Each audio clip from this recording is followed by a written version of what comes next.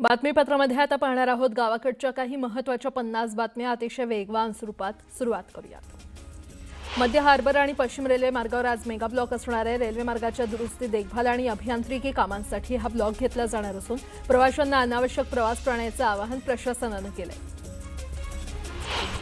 Metro आता मुंबईच्या मोठ्या भागात पोहोचले. अनेक मार्गांवर बांधकाम देखील वेगानं सुरू आहे. मेट्रो लाईन 4च्या प्रवाशांसाठी आनंदाची बातमी आहे. मुंबई मेट्रो लाईन 4 वडाळा ते ठाणे कासरवडवली प्रकल्प वेगानं प्रगतीपथावर आहे. यावर्षी डिसेंबरमध्ये या मार्गावरील 4 स्थानकांवर काम सुरू होईल असा विश्वास आहे. दिवाळीमध्ये पडलेल्या पावसामुळे मुंबई शहरात प्रदूषण कमी पातळीवर राहिलं. मात्र पाऊस थांबल्यानंतर हवेची गुणवत्ता पुन्हा एकदा खराब पातळीवर नोंद होत चालली आहे. शुक्रवार पाठोपाठ शनिवारी मुंबईच्या हवेची गुणवत्ता ढासळली. शहराच्या हवेचा गुणवत्ता निर्देशांक 117 अंकांवर नोंदवला गेलाय. हवेमध्ये धुळीचे कण वाढल्यामुळे मुंबईकरांच्या आरोग्यावर परिणाम होण्याची भीती व्यक्त केली जाते. पुणे महानगरपालिकेमध्ये कनिष्ठ अभियंता स्थापत्य या पदाच्या 171 जागा भरल्या जाणार आहेत. त्यासाठी तब्बल 40,000हून अधिक अर्ज आलेले आहेत. पण महापालिका प्रशासनाकडून गेल्या वर्षभरापासून वेळकाढूपणा केल्यानं आता वेळ अपुरा आहे. त्यामुळे महापालिका निवडणुकीच्या आचारसंहितेमध्ये ही भरती अडण्याची शक्यता निर्माण झाली आहे. गेल्या 1.5 महिन्यात आलेल्या दसरा आणि दिवाळीमुळे मागे पडलेली महावितरणाची वीज बिल वसुलीची मोहीम नोव्हेंबर महिन्यामध्ये तीव्र करण्यात आली आहे. पुणे परिमंडळात कृषी ग्राहकांकडे तब्बल 436 कोटी रुपये थकलेत. तर थकबाकी वसूल करण्यासाठी महावितरणानं उपविभागनिहाय पथकं तयार केली असून प्रत्येक कर्मचाऱ्याला वसुलीचं टार्गेट देण्यात आलं.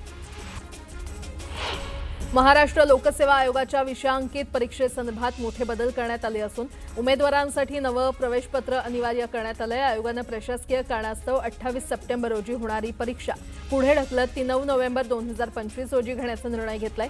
परीक्षेचं वेळापत्रक बदलल्यामुळे नवीन बैठक व्यवस्था तयार केली असून त्यानुसार नवे प्रवेशपत्र जारी करण्यात आले. अखेर पावसानं काढता पाय घेतला असून थंडीला सुरुवात झाली आहे. महाराष्ट्रातील बहुतांश भागात थंडीचं आगमन झालंय. 10.8 अंश सेल्सिअस इतकं किमान तापमान नोंदवून महाराष्ट्रात पहिल्या थंडीची स्थिती जळगावनं अनुभवली आहे. हे किमान तापमान सरासरीपेक्षा 5 डिग्रीनं खाली नोंदवलं गेलंय. राज्यातील सर्व महापालिका क्षेत्रातील रस्त्यांची अवस्था सध्या अत्यंत बिकट झाली आहे. रस्त्यांवर सर्वत्र खड्डे दिसतात. या खड्ड्यांमुळे अपघातांच्या घटनांमध्ये मोठी वाढ झाली आहे. या गंभीर समस्येची दखल मुंबई उच्च न्यायालयानं राज्यातील महापालिका प्रशासनाची कान उघडणी केली असून अपघात झाल्यास संबंधितांना 50,000 ते 6 लाख रुपये नुकसान भरपाई देण्याचे आदेश दिले. विमान सेवेमुळे सोलापूर शहरही हवाई क्षेत्राशी अन्य शहरांना जोडलं जात असून सोलापूर मुंबई, सोलापूर गोवा विमानसेवेनंतर आता बेळगाव, बंगळुरूसाठी विमानसेवा सुरू करण्याचा निर्णय विमानसेवा कंपनीनं घेतलाय. सोलापूर मुंबई, बेळगाव या हवाई मार्गावर दररोज विमानसेवा मिळणार आहे. छत्रपती संभाजीनगरच्या वैजापूर तालुक्यातील डोंगरथडी भागात असलेल्या बोरोळा शिवारात शेतकऱ्यांना बिबट्याचं पिल्लू आढळलं. याच ठिकाणी मादी बिबट्या देखील दिसल्यानं शेतकऱ्यांमध्ये भीतीचं वातावरण निर्माण झालंय. घटनेची माहिती मिळताच शेतकऱ्यांनी तात्काळ वनविभागाला कळवलं. मुळशीमध्ये वारकरी संप्रदाय समाजाकडून दिंडी काढण्यात आली. सलग 69 वर्षांची अखंड परंपरा जपत नारायण देवाच्या मंदिरात अभिषेक, आरती आणि कीर्तन सेवा करून पायी दिंडी भक्तीच्या वाटेवर आळंदीमध्ये माऊलीच्या भेटीला निघाली. रायगडमधील मुरुड तालुक्यातील काशीद समुद्रकिनारी सहलीसाठी आलेल्या 2 मुलांचा पाण्यामध्ये बुडून मृत्यू झालाय. अकोल्यातून 3 शिक्षक 12 विद्यार्थ्यांची सहल घेऊन काशीद समुद्रकिनारी आले होते. दरम्यान पोहताना तोल गेल्यानं 3 विद्यार्थी वाहून गेले. यापैकी 2 विद्यार्थी बुडालेत तर एकाला वाचवण्यात यश आलं. पुण्यातील डॉक्टर अंकुर पटवर्धन यांनी अतिदुर्मिळ अशा वनस्पती जपण्यासाठी घराच्या टेरेसवर मोठी बाग बनवली आहे. पश्चिम घाटात आढळून येणाऱ्या सुमारे 80 पेक्षा जास्त दुर्मिळ वनस्पती, झाडं, झुडपं आणि वेली यांचं संवर्धन त्यांनी केलंय. संसदेचं हिवाळी अधिवेशन 1 डिसेंबर ते 19 डिसेंबर दरम्यान होणार असल्याची घोषणा केंद्रीय संसदीय कार्यमंत्री किरेन रिजिजू यांनी केली आहे. तर हे अधिवेशन कमी कालावधीचं असल्याबद्दल विरोधकांनी केंद्र सरकारवर टीका केली आहे. हे अधिवेशन 3 आठवड्यांचं असलं तरी त्यात प्रत्यक्ष कामकाजाचे 15 दिवसच असणार आहे. ठाकरे गटापाठोपाठ आता भाजपनं काँग्रेसलाही धक्का दिलाय. काँग्रेसचे माजी नगरसेवक आणि प्रदेश सचिव संतोष केणे आणि कार्यकर्ते भाजपमध्ये प्रवेश करणार आहेत. त्यामुळे डोंबिवली आणि कल्याण ग्रामीणमध्ये काँग्रेसला मोठा धक्का मानला जातोय. मावळमध्ये निवडणुकीचा बिगुल वाजला असून राष्ट्रवादी काँग्रेस पक्षानं जिल्हा परिषदेच्या शर्यतीसाठी पहिला उमेदवार जाहीर केलाय। मावळचे आमदार सुनील शेळके यांनी कारला खडकाळा गटातून दीपाली हुलावळे यांच्या उमेदवारीची घोषणा करून राजकीय वातावरणात नवा रंग भरलाय। लोणावळा नगर परिषदेच्या निवडणुकीसाठी भाजपकडून उमेदवार निवड प्रक्रियेला गती मिळाली आहे। शहरातील 13 प्रभागांमधील 27 जागांसाठी एकूण 42 इच्छुकांनी आपली नावं अर्ज केली होती। यापैकी पहिल्या टप्प्यातील 11 उमेदवारांची घोषणा लोणावळा भाजप कार्ड कमिटीच्या बैठकीत करण्यात आली आहे। नागपुरातील अजनी पोलिसांनी गुप्त माहितीच्या आधारे वसंत नगरात धाड टाकत गांजाच्या तस्करीचा मोठा पर्दाफाश केलाय। आरोपी राहुल राजेश पाटील या तरुणाच्या घरातून तब्बल 5 किलो 246 ग्रॅम गांजा जप्त केलाय। एमआयडीसी, सिडको आणि महानगरपालिका या तीनही यंत्रणांकडून वसूल होणारे ट्रान्सफर चार्जेस लवकरच पुनर्विचारात घेतले जाणार आहेत। संस्थांकडून नाममात्र शुल्क आकारण्याची मागणी केली आहे, त्यामुळे नवी मुंबईतील स्वयंनिर्मित पुनर्विकासाचा मार्ग मोकळा होणार असल्याची माहिती भाजप नेते प्रवीण दरेकर यांनी दिली आहे। मनोज जरांगेंना मुंबई पोलिसांनी नोटीस बजावली आहे। 10 नोव्हेंबर सकाळी 11 वाजता आझाद मैदान पोलीस ठाण्यात हजर राहण्याच्या सूचना जरांगेंना देण्यात आल्या आहेत। आझाद मैदानमध्ये मराठा आरक्षणासाठी विनापरवानगी उपोषण केल्यानं ही नोटीस बजावण्यात आली आहे। तर 2 सप्टेंबर रोजी जरांगेंनी मुंबईमध्ये उपोषण केलं होतं। जरांगे यांचा नार्को टेस्टच्या परवानगीकरता एसपींकडे अर्ज करण्यात आलाय। जरांगेंच्या शिष्टमंडळानं पोलीस अधीक्षकांना अर्ज दिला असून धनंजय मुंडेंच्या नार्को टेस्टची मागणी केली आहे। बीडच्या परळीमध्ये धनंजय मुंडेंचे समर्थक आक्रमक झाले। मनोज जरांगे यांच्या विरोधात निषेध मोर्चा काढण्यात आला।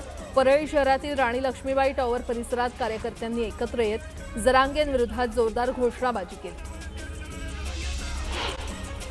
स्थानिक स्वराज्य संस्थेच्या निवडणुकीसाठी शिवसेना उबाठा पक्षाकडून 40 प्रचारकांची यादी जाहीर करण्यात आली आहे। उद्धव ठाकरे आणि आदित्य ठाकरे स्टार प्रचारक असून या यादीमध्ये संजय राऊतांचंही नाव आहे।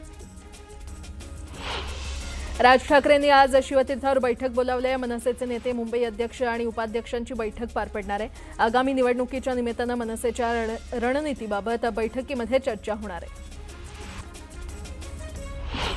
सातारा नगरपालिका निवडणुकीमध्ये उदयनराजेंनी मनोमिलनाबाबत सकारात्मकता दाखवली आहे। मात्र शिवेंद्रराजेंनी निर्णय पक्ष श्रेष्ठींवर सोडल्यामुळे सस्पेन्स निर्माण झालाय। तर मला नगराध्यक्ष व्हायचं असल्यामुळे मी खासदारकीचा राजीनामा देऊन नगराध्यक्ष होणार अशी मजेशीर प्रतिक्रिया उदयनराजे भोसले यांनी दिली आहे।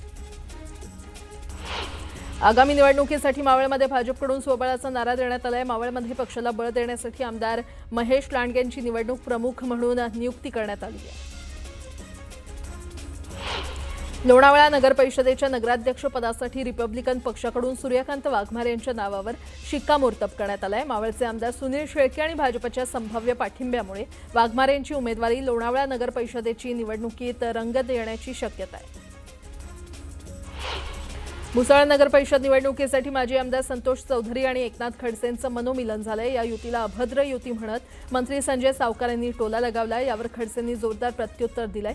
70,000 कोटींचा घोटाळा करणाऱ्या अजित पवारांसोबत तुम्ही युती केली, आम्ही तर कोणताच घोटाळा केला नाही, तरी तुम्ही अभद्र युती म्हणता, अशा शब्दात खडसेंनी सावकार यांना सुनावलंय। कर्जत खोपोलीमध्ये शिंदेंच्या शिवसेनेला धक्का बसलाय। आमदार महेंद्र थोरवे यांची साथ सोडून शेकडो कार्यकर्त्यांनी अजित पवार यांच्या राष्ट्रवादीमध्ये प्रवेश केला। खासदार सुनील तटकरे यांच्या उपस्थितीमध्ये हा पक्ष प्रवेश पार पडला। भोरमध्ये भाजपला खिंडार पडले। भोरच्या माजी नगराध्यक्षा निर्मला आवारे यांनी आमदार शंकर मांडेकरांच्या उपस्थितीमध्ये अजित पवारांच्या राष्ट्रवादीमध्ये प्रवेश केलाय। आवारे यांच्या प्रवेशामुळे माजी आमदार संग्राम थोपटेंना मोठा धक्का बसलाय। मनमाडमध्ये शिवसेना आमदार सुहास कांदे, भाजपचे आमदार राहुल आहेर, शिवसेना नेते भाऊसाहेब चौधरींनी आगामी निवडणुकीच्या अनुषंगानं बैठक घेतली। यावेळी नगर परिषदेच्या नगराध्यक्ष आणि नगरसेवक पदासाठी इच्छुक असलेल्या उमेदवारांनी मोठी गर्दी केली होती। स्वराज्य शक्तीसेना पक्ष मराठवाड्यामध्ये पूर्ण ताकदीनं निवडणूक लढवेल असा विश्वास करुणा मुंडे यांनी व्यक्त केला आहे। भंगार लोकांना Z+ सुरक्षा आहे, मात्र जरांगे समाजासाठी लढतात, त्यांना सुरक्षा का नाही असा सवाल विचारत जरांगेंना सुरक्षा देण्याची मागणी करुणा मुंडे यांनी केली आहे। आगामी नगर परिषद निवडणुकीमध्ये भाजपला पराभवाची धूळ चाळण्यासाठी आम्ही मैदानात उतरणार असल्याची घोषणा शिवसेनेच्या संजय देशमुखांनी केली आहे। वाशीमध्ये महाविकास आघाडीसोबत अधिकृत युती करणार असल्याचंही त्यांनी स्पष्ट केलं। अमरावती जिल्ह्यामध्ये भाजपनं नगरपरिषद आणि नगरपालिका निवडणुकीचं रणशिंग फुंकलेलं आहे। ठाणे, चिखलदरा, अचलपूर आणि अंजनगाव सुर्जी इथे मंत्री चंद्रशेखर बावनकुळे यांच्या उपस्थितीमध्ये कार्यकर्त्यांचा मेळावा पार पडला। वर्धा जिल्हा भाजपमध्ये नगरसेवक आणि नगराध्यक्ष पदाची उमेदवारी मिळवण्यासाठी रीग लागली आहे। येत्या 2 दिवसात उमेदवारी ठरणार असल्यानं इच्छुकांची भाजप कार्यालयामध्ये वर्दळ पाहायला मिळते। नगरपरिषद निवडणुकांच्या पार्श्वभूमीवर हिंगोलीमध्ये भाजपची बैठक पार पडली। आदिवासी विकास मंत्री अशोक उईके यांनी या बैठकीत पदाधिकारी आणि कार्यकर्त्यांना मार्गदर्शन केलं। दरम्यान आमची युती करण्याची भूमिका आहे, आमदार संतोष बांगर यांच्याशी चर्चा करून यावर तोडगा निघेल अशी प्रतिक्रिया उईके यांनी दिली आहे। कुपर रुग्णालयामध्ये रुग्णाच्या नातेवाईकांनी डॉक्टरला मारहाण केली होती। या घटनेविरोधात सर्व डॉक्टरांनी आंदोलन पुकारले। अत्यावश्यक सेवा वगळता सर्व काम बंद ठेवण्यात आलं। जोपर्यंत डॉक्टरांना राज्य दलाची सुरक्षा मिळत नाही तोपर्यंत आंदोलन सुरूच ठेवण्याचा इशारा डॉक्टरांनी दिलाय। कोल्हापूरच्या शिरोळ तालुक्यामध्ये गेल्या महिन्याभरापासून सुरू असलेल्या ऊस दर आंदोलन हे अधिक तीव्र झालंय। दत्तसागर कारखान्यानं मागणीप्रमाणे ऊसाला दर दिलाय, मात्र स्वाभिमानीनं दर नाकारत ऊसतोड बंद ठेवण्याचा इशारा दिला। यावरून कारखाना समर्थक आणि आंदोलकांमध्ये वाद झाला। जळगावच्या भुसावळ तालुक्यातील तायडे कुटुंबानं जमीन परत करण्याची मागणी केली आहे। साखर कारखाना सुरू करण्यासाठी कवडीमोल भावात एकनाथ खडसेंनी जमीन मागितल्याचा आरोप करत जिल्हाधिकारी कार्यालयासमोर रिपाईच्या वतीनं आंदोलन करण्यात आलं। पार्थ पवार प्रकरणी आंबेडकरी चळवळीच्या कार्यकर्त्यांकडून उपमुख्यमंत्री अजित पवारांच्या पुण्यातील राष्ट्रवादीच्या पक्ष कार्यालयाबाहेर आंदोलन करण्यात आलं। यावेळी जमीन गैरव्यवहार प्रकरणी कार्यकर्त्यांनी अजित पवारांविरोधात जोरदार घोषणाबाजी केली।